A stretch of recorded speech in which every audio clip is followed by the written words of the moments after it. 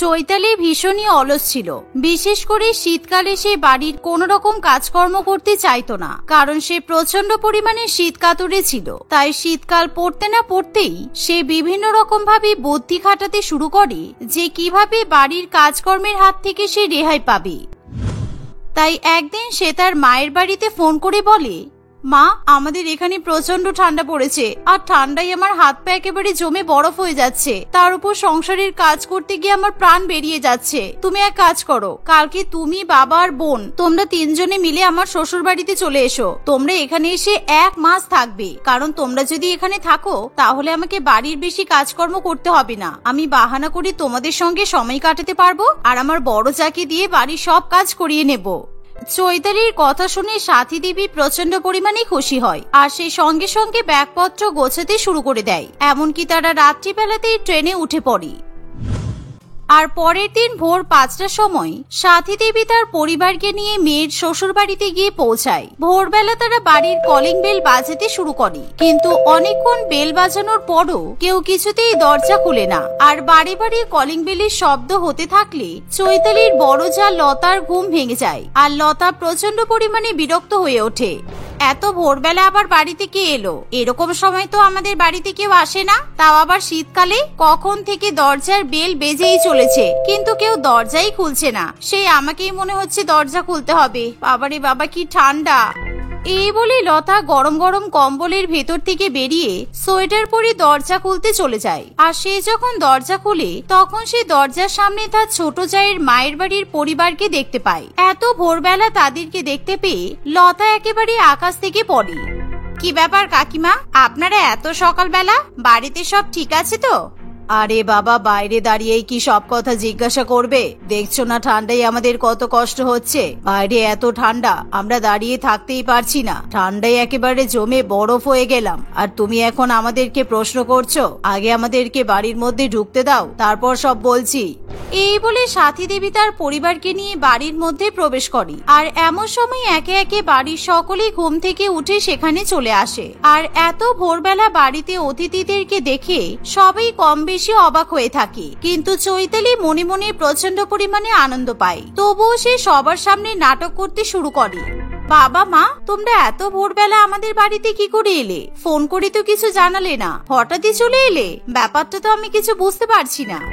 আর বলিস না, কদিন ধরে তোদের বাড়িতে আসবো ভাবছিলাম, কারণ তোকে দেখার জন্য মনটা খুব ছটফট করছিল রে মা। তাই তোর দাদাকে বলেছিলাম আমাদের ট্রেনের টিকিট কেটে দিতে, আর তোর দাদা এমন টিকিট কাটলো, কাল রাত 1টার সময় আমাদেরকে ট্রেনে উঠতে হলো। তাই আমরা ভোর 4টের সময় স্টেশনে নামলাম। এরকম ঠান্ডায় সারা রাত ধরে ট্রেনে জার্নি করে আমাদের খুব ঠান্ডা লেগে গেছে।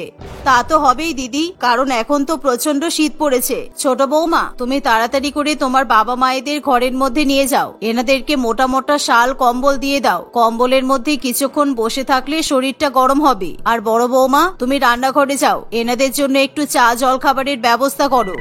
হ্যাঁ মা, আমি এখনই একটু গরম গরম চা আর গরম গরম চিড়ের পোলাও বানিয়ে নিয়ে আসছি, কারণ এত ভোরবেলা তো আর ভারী খাবার খাওয়া যাবে না, একটু হালকা খাবার খেলেই ঠিক হবে।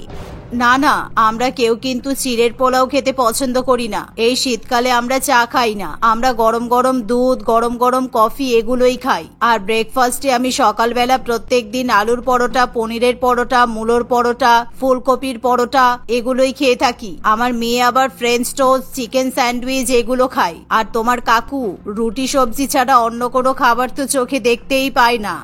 এমন কথা শুনে লতা প্রচন্ড পরিমাণে ভয় পেয়ে যায়, কারণ এখন তাকে প্রত্যেকের জন্য আলাদা আলাদা খাবার রান্না করতে হবে। ও আচ্ছা আচ্ছা, ঠিক আছে। আমি ভাবলাম আপনারা হয়তো এত ভোরবেলা ভারী খাবার খাবেন না। ঠিক আছে ছোট, আমি রান্নাঘরে গেলাম। হ্যাঁ, তুই একটু পরে রান্নাঘরে চলে আসিস, আমাকে একটু হাতে হাতে হেল্প করে দিবি। হ্যাঁ হ্যাঁ, তুমি যাও, আমি একটু পরে যাচ্ছি। আমি আমার বাবা মাকে নিয়ে আগে ঘরে যাই, কারণ ওনারা ঠান্ডায় ঠকঠক করে কাঁপছে। এই বলে চৈতালি তার পরিবারকে নিয়ে ঘরে চলে যায়। আর অন্যদিকে বড় বৌমা চৈতালি রান্নাঘরে যায়। বাবারে বাবা, কি ঠান্ডা! এই ঠান্ডার মধ্যে ভোরবেলা আমি রান্না করব কিভাবে? আমার হাত পা তো একেবারে জমে যাচ্ছে। শীতকালে এত ভোরবেলা কারোর বাড়িতে অতিথি আসতে আমি প্রথমবার দেখছি। তাড়াতাড়ি করে আলুটা সিদ্ধ করতে বসিয়ে দিই, তারপর আটা মেখে নেব। বাড়িতে অতিথি আসতে না আসতেই আলাদা আলাদা খাবার খাওয়ার জন্য অর্ডার করে দিল। এরকম নির্লজ্জ অতিথি আমি তো আজ পর্যন্ত দেখিনি। এই বলে লতা ঠান্ডার মধ্যে ভোরবেলা কষ্ট করে রান্নাবান্না করতে থাকে। কিন্তু অনেকক্ষণ কেটে গেলেও চৈতালি কিছুতেই রান্নাঘরে যায় না, কারণ সে তার বাবা মায়ের সঙ্গে হাসি ঠাট্টা গল্প গুজব করতেই ব্যস্ত থাকে, যার ফলে লতা প্রচন্ড পরিমাণে রেগে গেলেও তার কিছু করার থাকে না। লতা রান্নাবান্না করে চৈতালির পরিবারকে খেতে দেয়, আর চৈতালিও তার পরিবারের সঙ্গে খেতে বসে পড়ে। সবাই মিলে খাওয়া দাওয়া করার পর চৈতালি তার বাবা মাকে নিয়ে আবার ঘরে চলে যায়, আর তারা সবাই আবার কম্বলের মধ্যে ঢুকে পড়ে। অন্যদিকে বেলা গড়াতে না গড়াতেই শ্রাবণী দেবী তার বড় বৌমার কাছে গিয়ে দুপুর বেলার খাবার রান্না করার কথা বলে।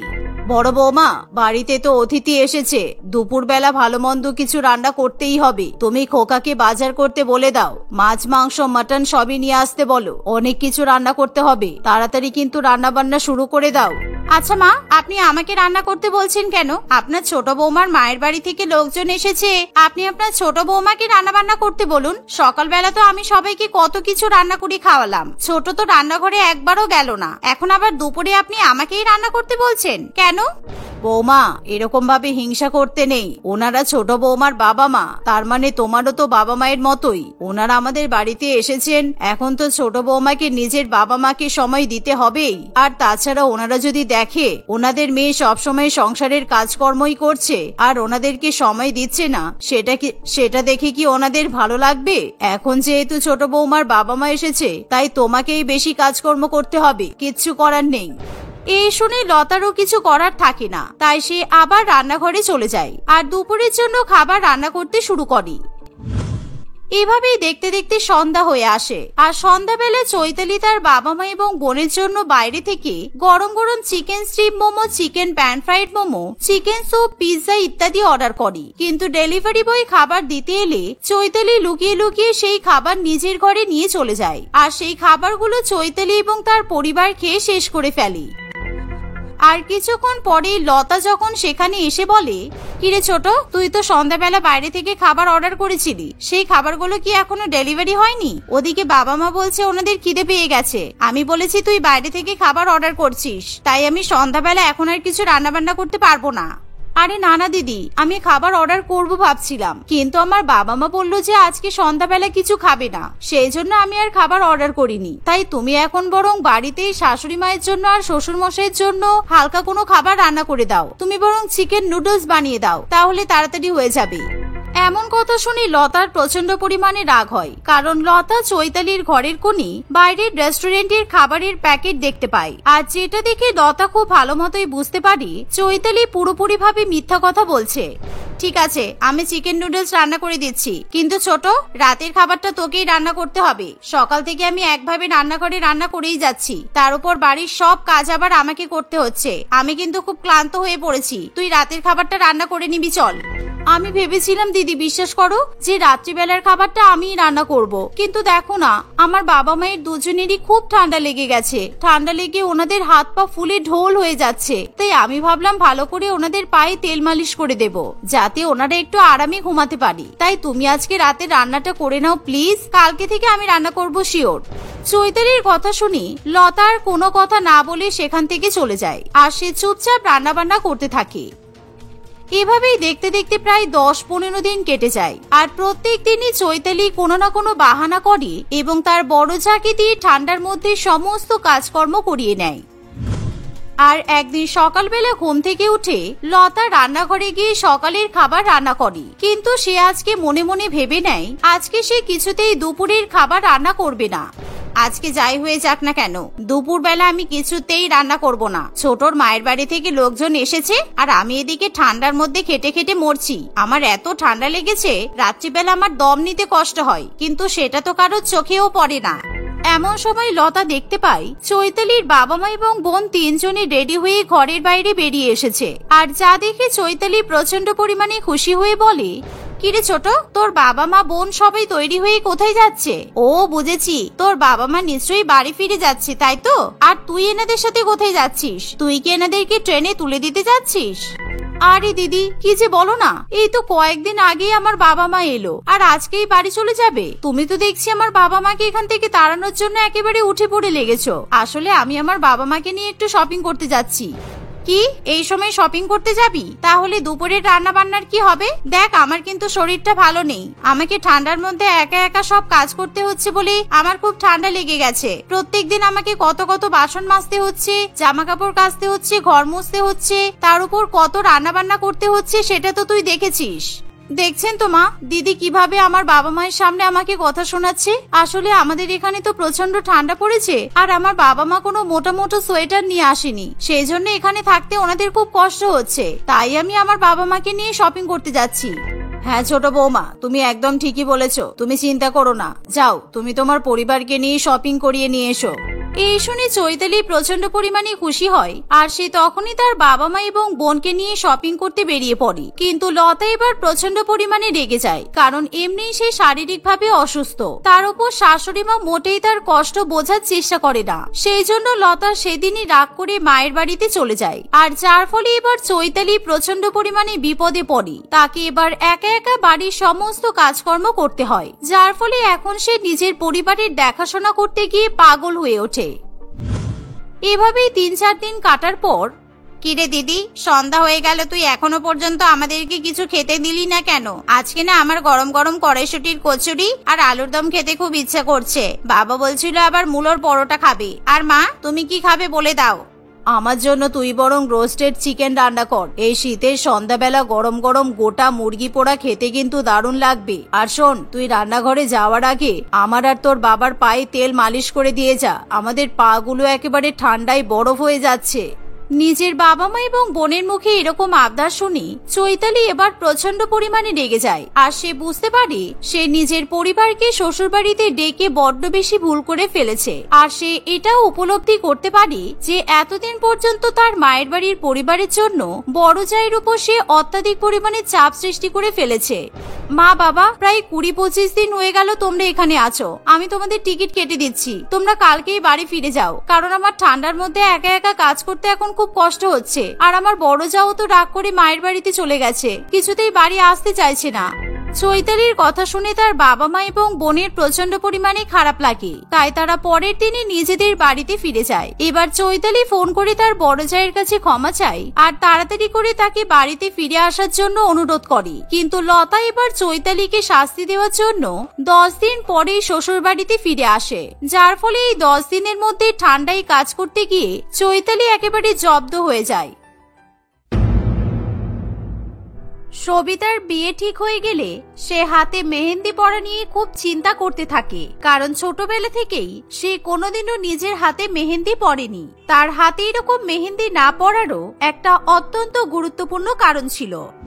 মা, কালকে আমার বিয়ে, আর আজকে আমাকে হাতে মেহেন্দি পরাতে আসবে, কিন্তু আমি কিছুতেই মেহেন্দি পরতে চাই না। মা, তুমি তো ভালো করেই জানো যে মেহেন্দি পরলে আমার খুব সমস্যা হয়। হ্যাঁ রে মা, আমি তো জানি, কিন্তু তোর শাশুড়ি যদি আবার আবদার করে তাহলে তুই কি করবি?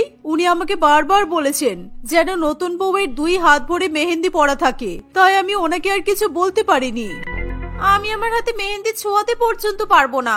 ছোটবেলা থেকে মেহেন্দির গন্ধ নাকে আসলে আমার গা ভীষণ গোলায়, তার উপর মেহেন্দির গন্ধে আমার খুব অ্যালার্জি হয়। একবার যদি মেহেন্দির গন্ধ নাকে যায় তাহলে আমি হাসতে শুরু করলে আর 2 সপ্তাহের আগে আমার হাঁচি থামবে না। আমি কি করব বলো?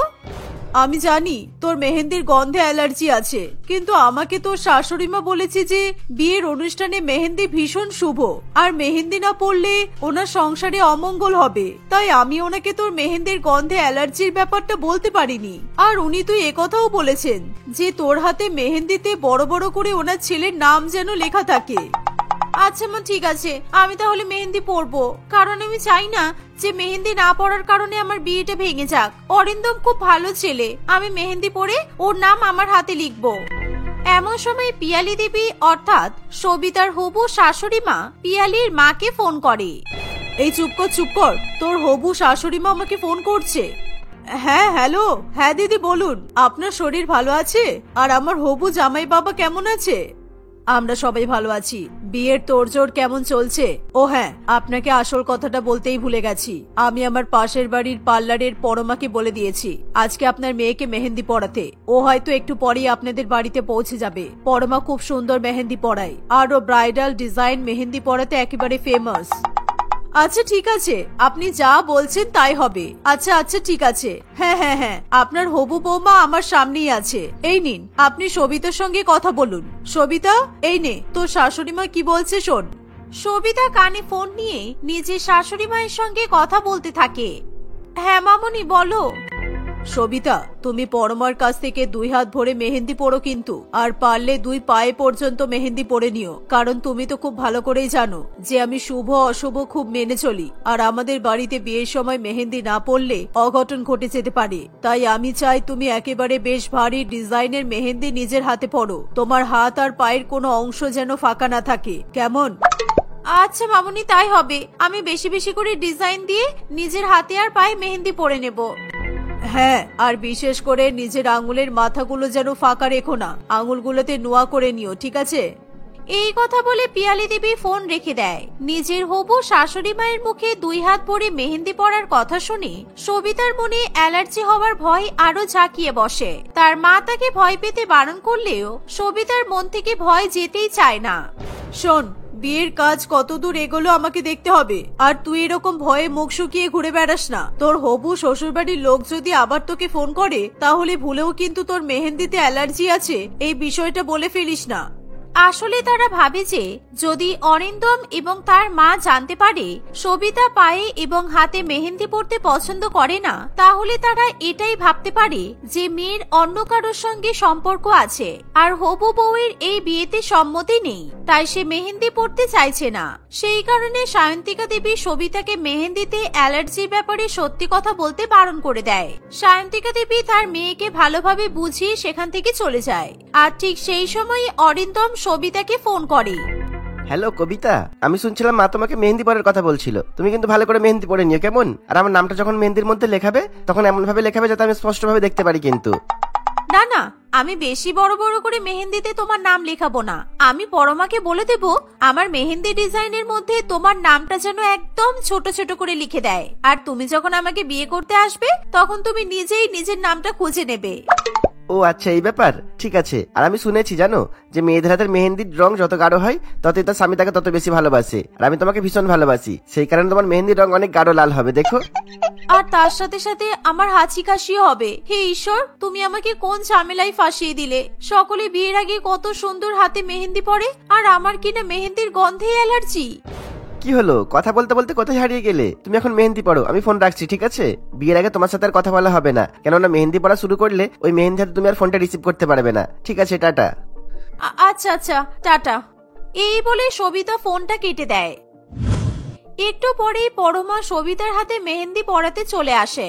পরমার হাতে নানান রকম মেহেন্দি এবং মেহেন্দির ডিজাইনের বই দেখে সবিতা ভয়ের চোটে ঘামতে শুরু করে দেয়।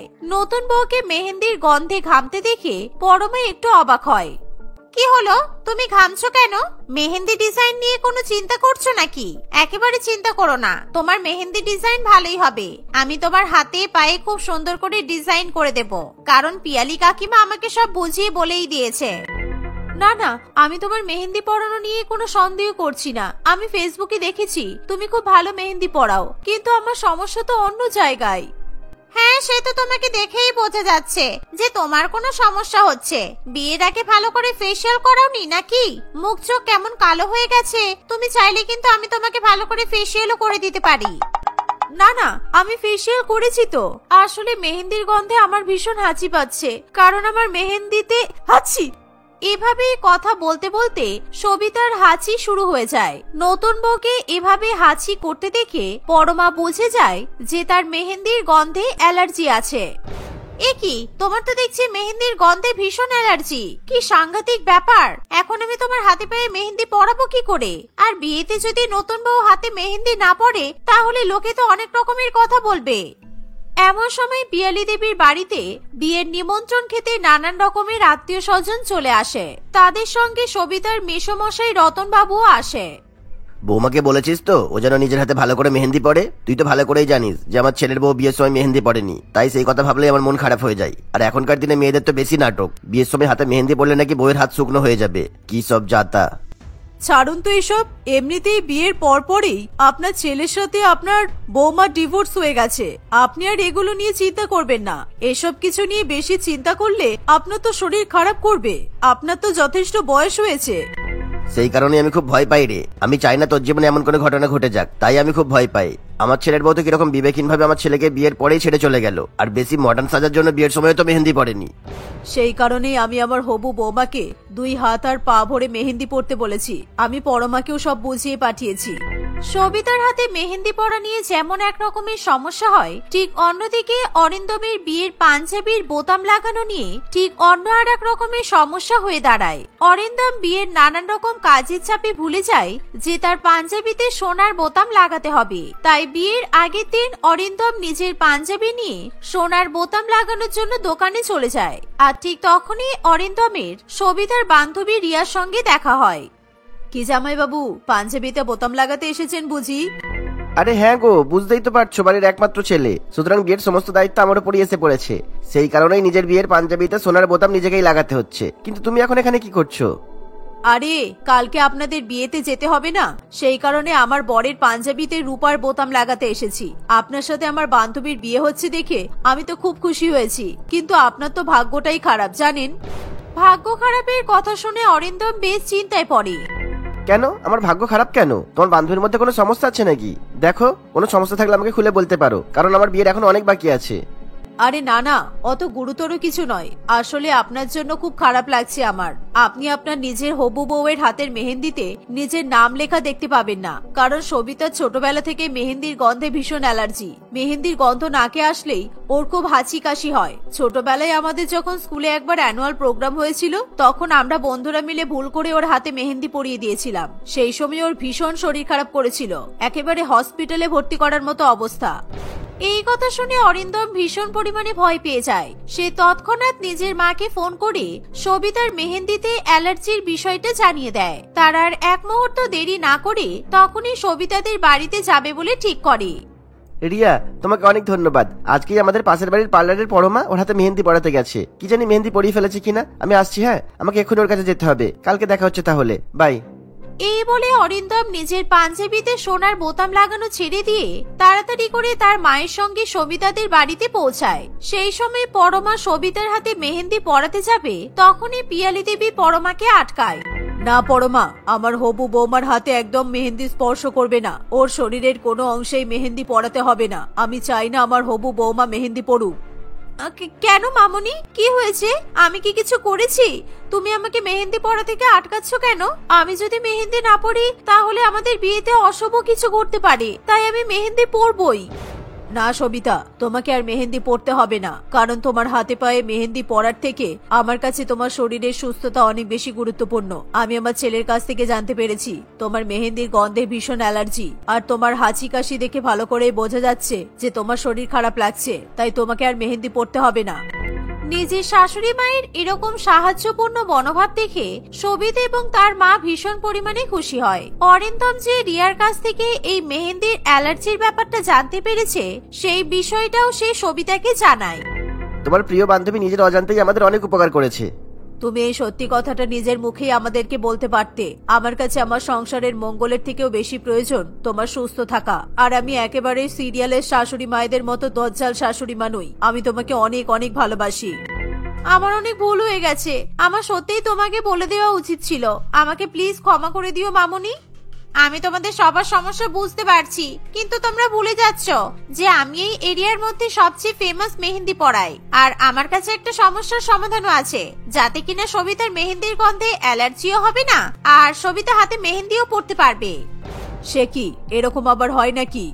আমি সবিতাকে প্লাস্টিক ডিজাইনের মেহেন্দি পরিয়ে দেব, কারণ আমার ব্যাগে স্টিকারের মেহেন্দি রাখা আছে। ওর হাতে একবার যদি স্টিকার মেহেন্দি পরিয়ে দিই, তাহলে কেউ বুঝতেই পারবে না যে ও অরিজিনাল পাতা মেহেন্দি পড়েছে নাকি স্টিকারের মেহেন্দি পড়েছে। তোমরা কেউ চিন্তা করো না, আমি সব ম্যানেজ করে দিচ্ছি।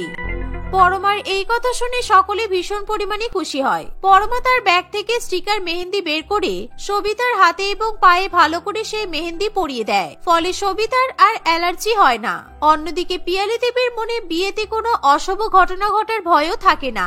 বিয়ের দিন সবিতা এরকম হাতে পায়ে মেহেন্দি পরে এবং বিয়ের লেহেঙ্গা পরে বিয়ের মণ্ডপে বসে পড়ে। এভাবেই অরিন্দম এবং সবিতার শুভ বিবাহ সম্পন্ন হয়।